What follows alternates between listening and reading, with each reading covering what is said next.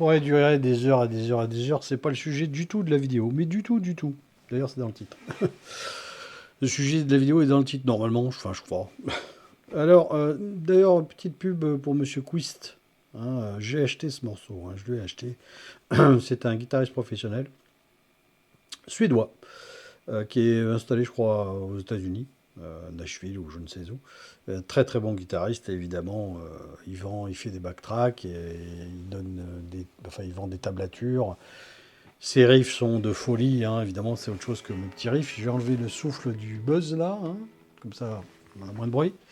Mais c'est pas le sujet, pas le sujet premier, même si vous avez vu que j'utilise énormément les triades, hein, que je recommande fortement aux débutants et moins débutants d'apprendre. D'ailleurs, on va parler des niveaux. Hein. 3 accords dans ce backtrack très très simple. Un mi mineur, un la mineur et un si mineur. Voilà. Et évidemment, la pentatonique de mi mineur.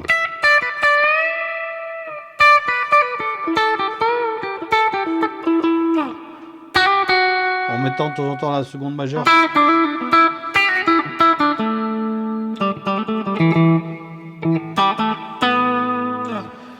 Voilà, et cibler les notes, hein, comme c'est un blues lent, c'est très très bien comme exercice pour aller chercher la note qui correspond à l'accord qui est en train d'être joué. Donc un la quand c'est un la, un mi quand c'est un mi, et un si quand c'est un si.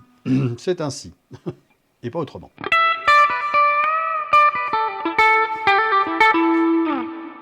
Mais là n'est pas le sujet. Le sujet, c'est, je réponds à une question qu'on m'a posée. Enfin, on m'a dit, tu parles pas souvent de ta main droite. Oui, c'est vrai, je parle pas souvent de ma main droite et de la façon dont je travaille la main droite. Et c'est une erreur de ma part, ou en tout cas un oubli de ma part. J'en ai parlé une ou deux fois, mais pas précisément. Je ne vais pas m'étaler pendant des heures dessus. Je vais vous donner la façon dont moi j'ai appris à me servir de la main droite et j'y suis pas encore arrivé. D'ailleurs, je compléterai avec les fameux niveaux. Donc, le travail de la main droite. Alors, pour les débutants, évidemment, je m'adresse avant tout aux débutants. Règle d'or. Jouer doucement et en rythme. Il n'y a pas de secret. Et même pas que pour les débutants. Même moi qui suis plus trop un débutant, même si je vais vous montrer que je me considère encore dans pas mal d'aspects débutants, euh, il faut jouer doucement, doucement. Tout ce que vous apprenez.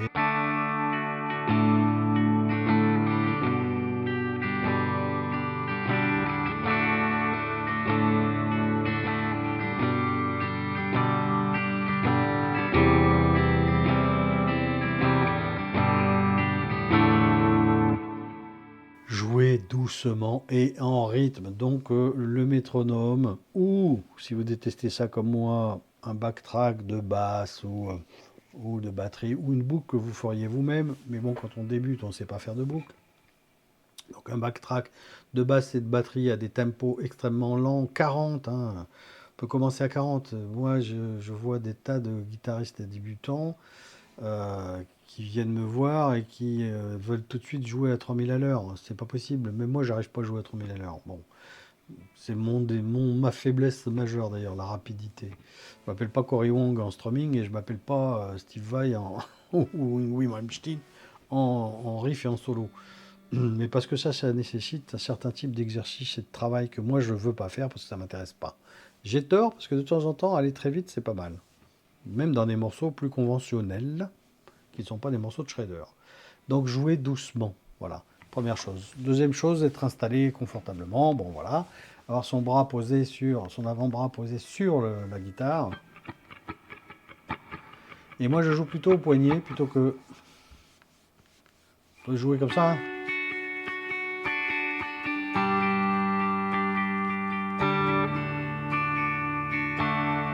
Vous voyez, mais le poignet reprend le dessus.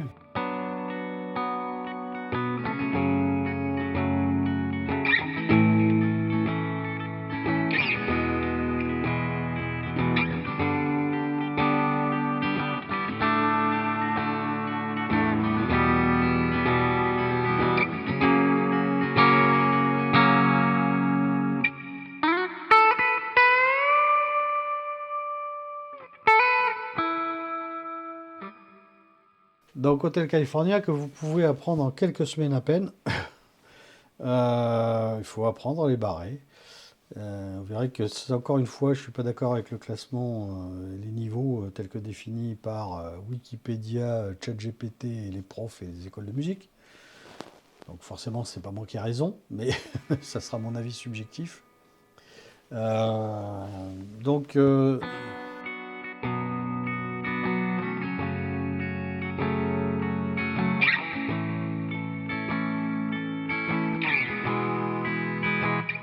c'est pas la peine de vouloir aller vite au démarrage, il faut aller doucement et puis il faut s'appliquer et faire en sorte que le tempo et le rythme soient respectés. Pour ce faire, quand on fait du strumming, la règle de base, c'est de ne jamais arrêter son poignet, sauf quand on devient un niveau, quand on atteint un niveau d'expert ou avancé. Il y en a certains qui vont dire intermédiaire, moi j'aurais tendance à dire plutôt avancé.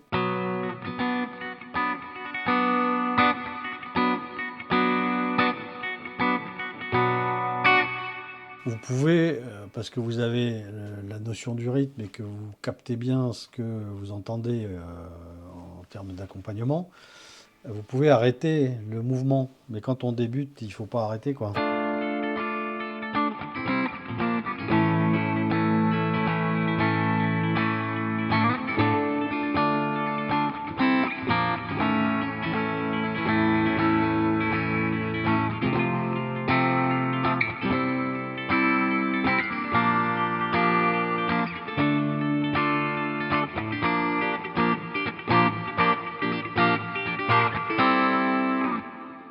Ne jamais arrêter son poignet ou son avant-bras, peu importe. Moi, je joue au poignet, donc si vous jouez au poignet, il faut l'assouplir. Toc, toc, toc, toc, toc. Il faut faire des mouvements au départ lents. Et il faut, moi, je préconise, quand vous avez des cordes qui n'ont pas besoin d'être utilisées. Là, en termes de solo, par exemple, ben moi, je appuie carrément ma paume sur les deux cordes qui ne sont pas utilisées, c'est-à-dire le mi et le la, on s'en fout, on ne les joue pas. Donc voilà, je ne veux pas faire d'étouffer avec la pomme, mais les deux premières cordes ne sont pas utilisées, donc je pose ma main dessus. Et quand je sais pas, j'ai besoin d'utiliser toutes les cordes, je vais souvent poser mon petit doigt sur le pickguard pour me permettre d'être... il n'est pas figé, parce qu'il faut que la main puisse bouger un peu, mais ça me permet de garder la bonne distance entre mes doigts, puisque je ne joue pas au Mediator, et les cordes. Voilà.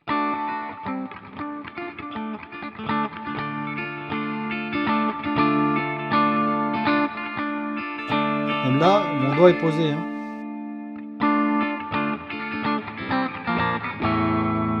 Je suis plus précis en ayant posé un petit doigt. Alors de temps en temps, je ne pose pas mes doigts ni mon poignet, mais très souvent, c'est soit mon poignet carrément posé, soit mon petit doigt qui sert de guide pour éviter de perdre la distance entre mes doigts et les cordes. Ensuite, deuxième chose, troisième ou quatrième chose, vous avez besoin de temps en temps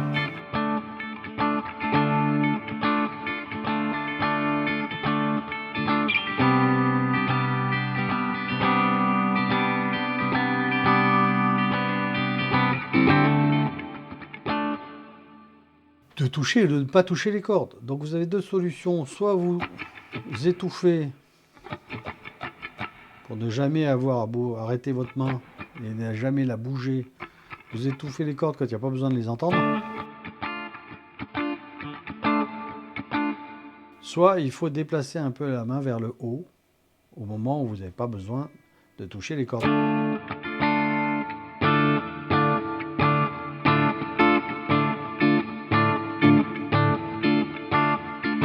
Voilà, donc vous levez la main et vous la rabaissez en fonction de j'ai besoin ou pas besoin de toucher les cordes. Ou vous étouffez.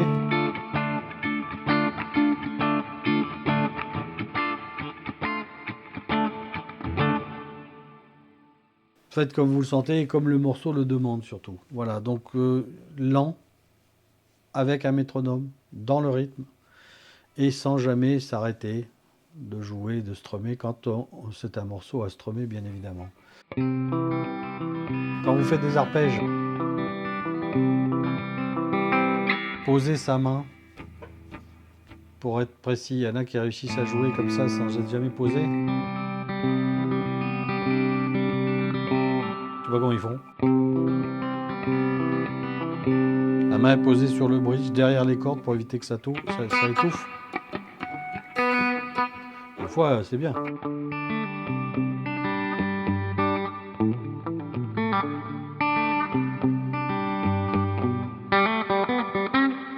Des fois, le morceau demande à ce que ça soit étouffé, mais quand ça ne demande pas, vous mettez la main derrière le bridge et puis voilà, vous effleurez à peine les cordes pour pas que ça étouffe. Et vous jouez ensuite vos arpèges. Voilà, c'est plus facile, c'est plus précis, ça évite de se perdre et donc de rater soit des cordes, soit des accords, soit d'être plus du tout dans le rythme au bout d'un moment. Bon, ça c'est le truc. Moi j'ai toujours la main appuyée ou le petit doigt pour éviter de perdre le tempo et le rythme. Ensuite, vous jouez soit avec un médiator, soit sans médiator. Moi je joue sans médiator, je ne joue qu'au doigt. Alors.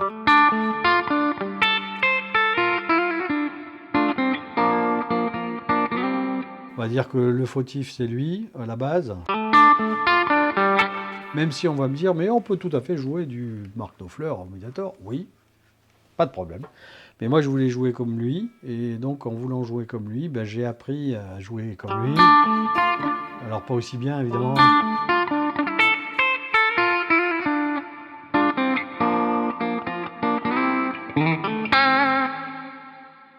Donc méthode avec 3 doigts, parfois 4, le plus souvent avec 3 doigts. Bon, j'ai pas la rapidité ni la puissance de Mark Knopfler parce qu'il va très vite parfois, et juste avec ces 2 doigts-là, il joue souvent.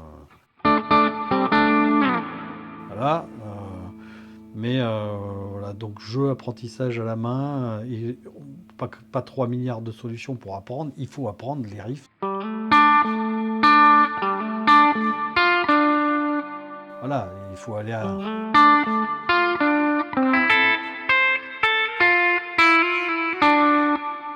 dans le tempo évidemment, mais il faut aller doucement et utiliser le bon doigt sur la bonne corde pour pouvoir jouer comme Monsieur Mark Knopfler et être à l'aise sur les morceaux qu'il joue. Ensuite, c'est son corps qui va décider. Jimi Hendrix, c'était des grandes paluches, il pouvait choper quasiment 3 notes avec son pouce. Moi, je peux 3 cordes, moi je peux pas, donc barré. Donc c'est votre corps qui va décider pour la main gauche. Mais pour la main droite, que ce soit au médiator ou avec les doigts, moi je préfère le doigt parce que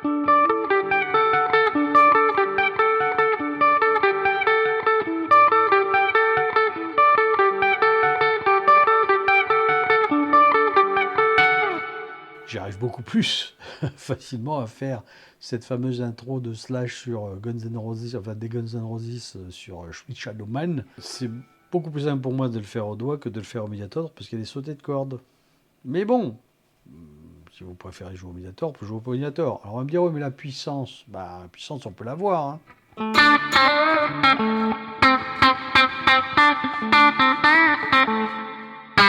Il suffit de soulever les cordes, faire un peu comme les bassistes. Alors ça ne sera jamais la même puissance qu'avec un médiator, ça ne sera jamais à ce niveau-là, certes. Mais c'est possible d'avoir énormément de puissance avec les doigts en prenant les cordes par-dessous. Voilà. Le pouce, lui, est très puissant, donc il peut mettre beaucoup de force dans le jeu. Et sinon, en soulevant les cordes,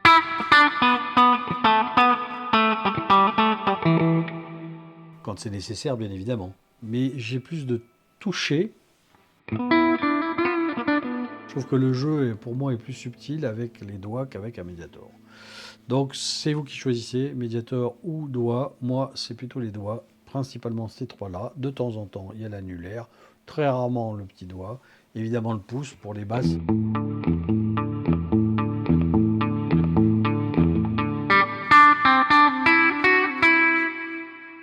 Donc de façon assez logique, le pouce pour les 3 basses, très souvent, pas toujours, mais très souvent. Il m'arrive d'utiliser de temps en temps aussi l'index pour les basses. Et l'index pour la corde de sol, le majeur pour la corde de si et l'annulaire pour la corde de mi aigu.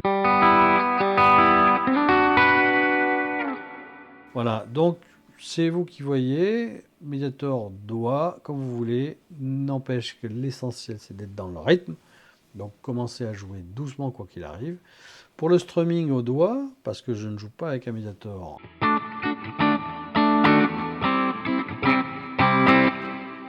ben, quand je veux mettre de la puissance, ça va être avec l'ongle, et quand je vais vouloir faire doucement, ce sera plutôt avec la pulpe.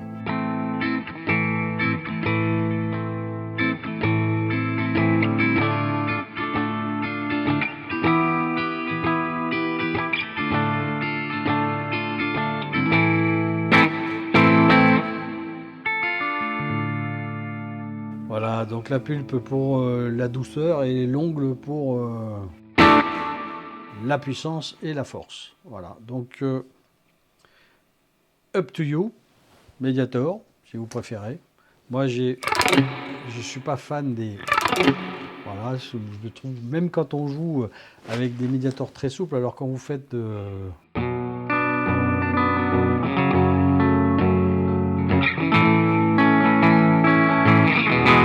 si vous jouez à Hotel California au médiator, utilisez un médiator souple. Hein. Sinon, ça va être beaucoup trop fort. Ou alors, ça veut dire que vous maîtrisez très très bien votre médiator. Mais moi, j'y arrive beaucoup mieux.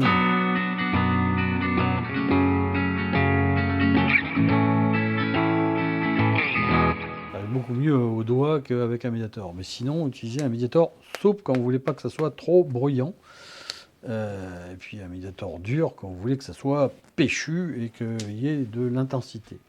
Voilà, ça c'est pour les jeux ou à la main ou au médiator. Règle numéro 1, lentement.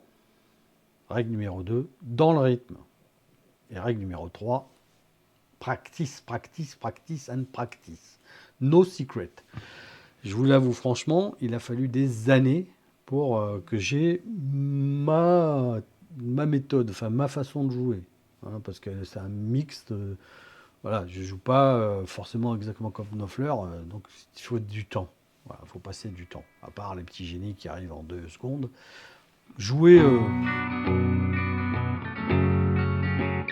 Hotel California en quelques semaines, quelques mois, à partir du moment où vous maîtrisez les barrés, que je recommande de jouer tout de suite, vous allez y arriver très vite. Hein.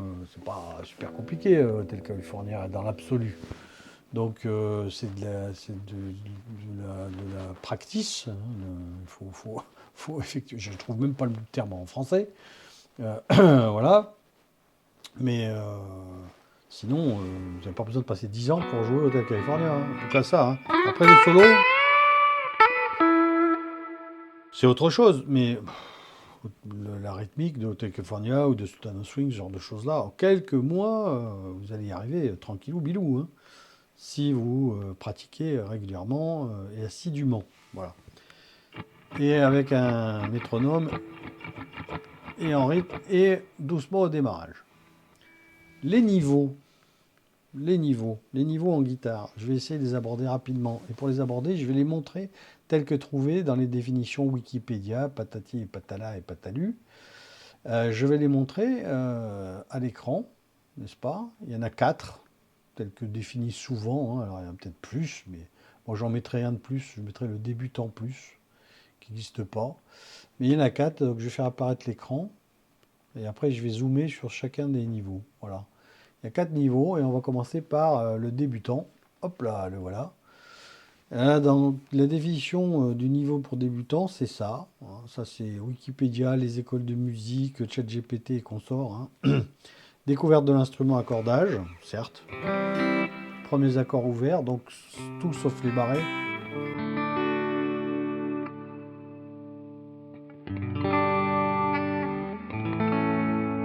Rythme simple. Voilà, et battement ou arpège.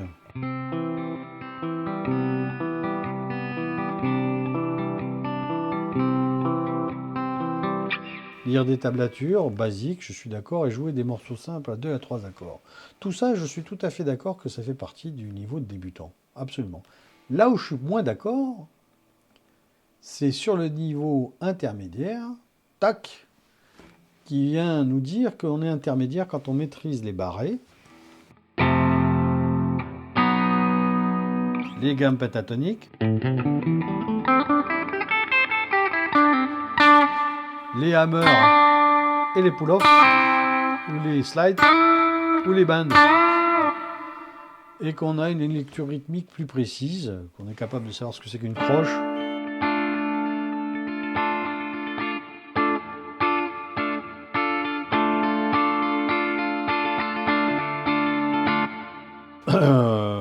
La capacité à accompagner et improviser sur des grilles simples. Non, alors moi je mettrais tout ça dans le débutant. Voilà, je trouve que ce niveau-là, intermédiaire tel que défini là, pour moi, non, c'est pas de l'intermédiaire. C'est-à-dire que normalement, on maîtrise des accords barrés, fa, si mineur, etc. Si vous pratiquez régulièrement, en quelques heures de guitare, vous allez les maîtriser. Hein. Quelques heures, j'entends par là quelques leçons. En quelques mois, vous maîtrisez tous les accords, qu'ils soient ouverts ou barrés. En tout cas, ces deux-là, minimum. Et après, tous les autres. Hein. Pas de raison. Hein. Donc moi, je mettrais plutôt tout ça dans la partie débutant. Voilà. Alors, on l'appellera peut-être débutant plus, mais c'est plutôt débutant pour moi. Ensuite, on va nous parler du mode d'avancée. Alors, le mode avancé, il maîtrise plusieurs gammes. Donc, la pentatonique mineure ou majeure. Et les modes. Alors on va mettre les modes de côté tout de suite, parce que les modes, c'est très intello, même si c'est très utile, hein, je ne nie pas l'utilité des modes, mais vous allez vous apercevoir en jouant que vous allez jouer certains modes sans savoir que ce sont des modes. C'est à la mode. J'entends par là que les modes, ce sont des sortes de tonalités différentes, c'est des gammes différentes, en fait, en quelque sorte, qui amènent des couleurs différentes dans la suite de notes qui sont jouées ensemble, enfin les unes à la suite des autres. La gamme pentatonique, c'est 5 notes. La gamme majeure ou mineure naturelle, c'est plus de notes, etc. Et les modes, bah, ça va être dans d'autres sonorités, d'autres tonalités qui vont apporter des couleurs particulières. Moi, il y a des modes que je trouve très moches. Voilà, à l'oreille, ça me fait mal. Maintenant, il y en a qui vont dire c'est génial, c'est fantastique. Et vous les apprendrez de toute façon au fur et à mesure que vous allez apprendre des morceaux. Sans le savoir, vous allez apprendre les modes. Bon, après, c'est bien de les savoir, mais c'est pas une nécessité. Pour moi, les modes, ce truc-là, là, si vous ne l'apprenez pas pendant 10 ans, c'est pas très grave. Par contre, les pentatoniques majeures, mineures et les gammes, mineures naturelles, etc., plus le catch system, etc., c'est quelque chose qu'il est nécessaire d'apprendre. Et je considère quasiment tout ce niveau-là, quasiment, comme étant intermédiaire. Voilà. C'est-à-dire que pour moi, un gars qui est intermédiaire, ben, il fait tout ça. Il a une bonne technique à la main gauche.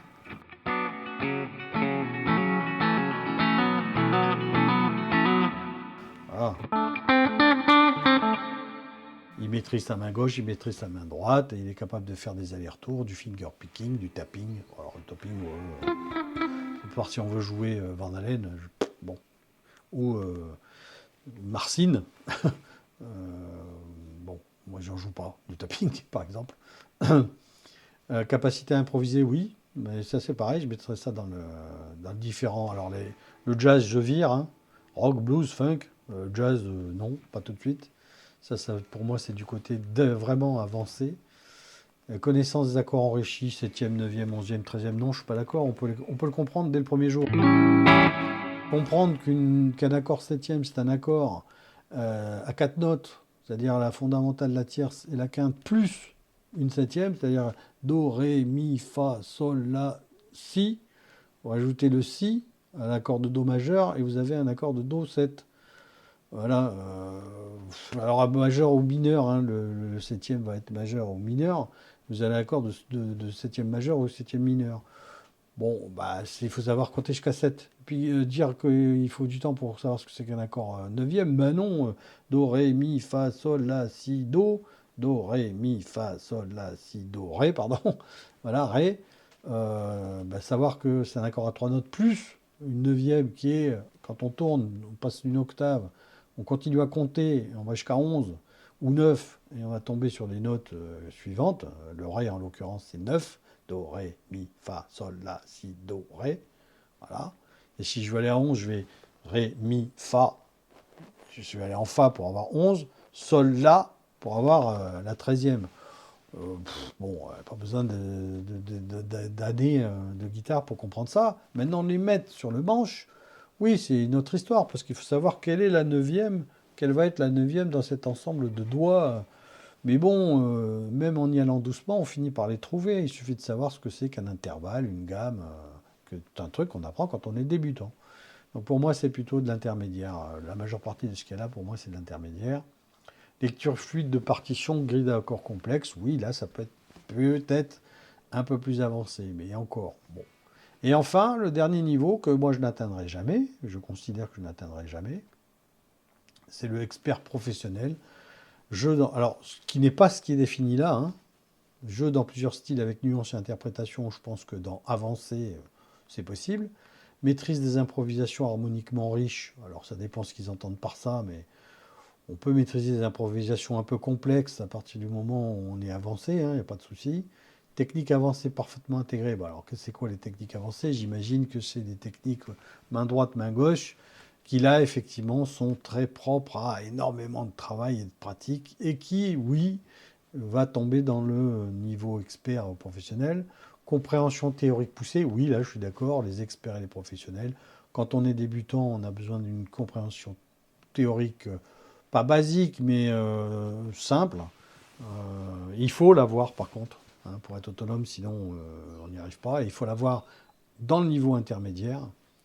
Capacité à jouer en studio et sur scène, là je suis pas d'accord non plus. Il y a des mecs qui sont pas du tout professionnels, qui sont des très bons guitaristes sans être des experts et qui jouent sur scène, hein. Et d'ailleurs, il y a des tonnes de groupes qui jouent sur scène en étant des musiciens comme ci, comme ça, hein. Il y en a même qui savent presque pas jouer parfois. Bon, je parle même pas des chanteurs. Donc non, être un expert et un professionnel, c'est être quelqu'un. Moi, je prendrais par exemple les musiciens de studio. Pour moi, ça, c'est des experts professionnels.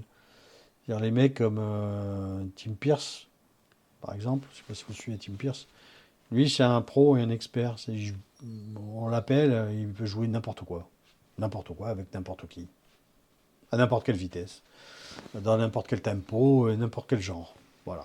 Donc ça, c'est un expert, un professionnel. C'est un mec qui est vraiment un touchy dans la musique, pas simplement dans la technique, mais aussi dans la théorie, et qui est capable de s'adapter à n'importe quoi, mais vraiment du plus compliqué au plus simple. Voilà. Qui serait presque capable de jouer, s'il le faut, avec tout un parterre de musiciens classiques, si nécessaire.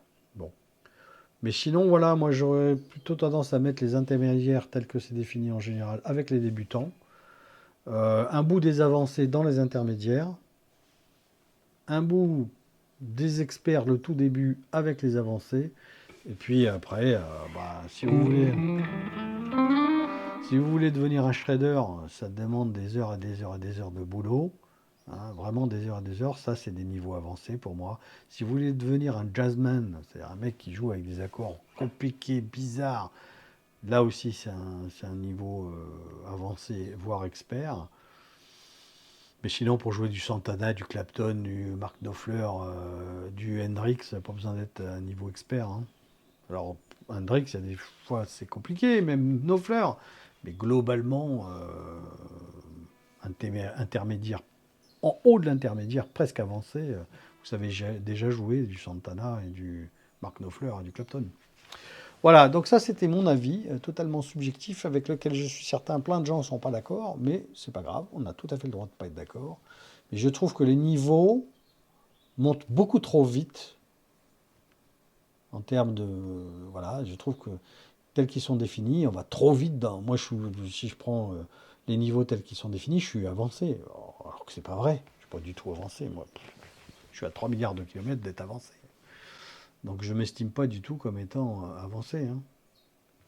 Et le contenu de l'avancée, moi, comme je le mets dans l'intermédiaire, c'est évident que je ne me considère pas comme avancé. Avancé, pour moi, c'est des mecs qui sont capables de shredder, de faire des accords complexes, de maîtriser de la théorie musicale un peu complexe, un peu pointue, voilà.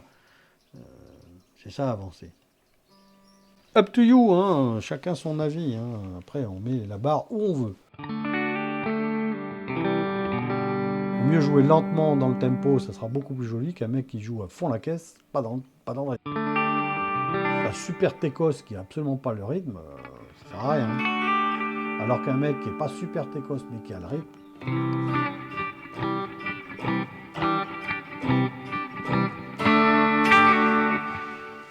Sur ce, ciao.